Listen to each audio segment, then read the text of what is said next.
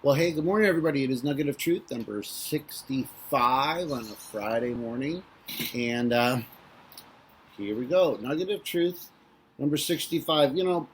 As I was kind of setting up my computer, I was like, just let this nugget speak to one person today. Um, just one. If it means something for one person, then it's worth it to get up and out and do this early in the morning. And then I read the nugget, and I was like, I don't, like, I'm completely honest with you. And I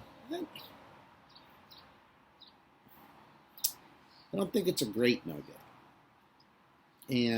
But if it means something to one person, because it kind of lends itself to some confusion, and I'm sure when I wrote it, it meant something profound.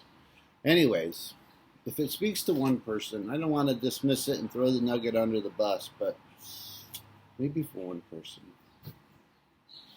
Nugget of Truth number 65. What rights do I really have? I may feel like I deserve more, but am I willing to lay down my rights? Predestination helps here. It reminds me that my rights are few and my salvation is a gift and not my doing. Well, we might be able to resonate with the first part, that it's easy to walk around and think you deserve more. You look at other people, you never notice the people that have less, unfortunately. We tend to look at the people who have more or better or nicer or whatever. And it's easy to get jealous or envious. And you might think, I deserve that. But in a grander meaning, in a grander scheme, what do you really deserve?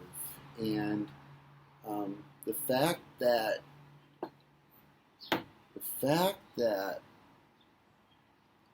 God has saved you and made known to you the realization of truth. And again, this gets into a big conversation of predestination versus free will, and how those two things work together. And I can't give you an answer, quick or long, on how those two things work together.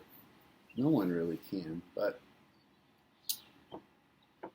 I guess it's important. I guess the point is, and maybe this will make a difference for one person, that we need to remember the big picture stuff and not get so caught up in the daily things that we might wish we had.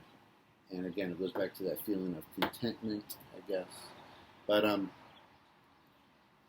you're saved, and for some reason, God has allowed you to understand or sense your conviction, and to understand the beauty and the need, the necessity of the cross, and that is something that we should be eternally grateful for, regardless of what our circumstances, other people's circumstances. You understand. If you're a believer, you understand your sin and your need for saving. And that is a gift in some measure, somehow. So be grateful for that. So like I said, if this nugget speaks to one person, it's worth it. And have a great weekend. Take care, and God bless. Bye-bye.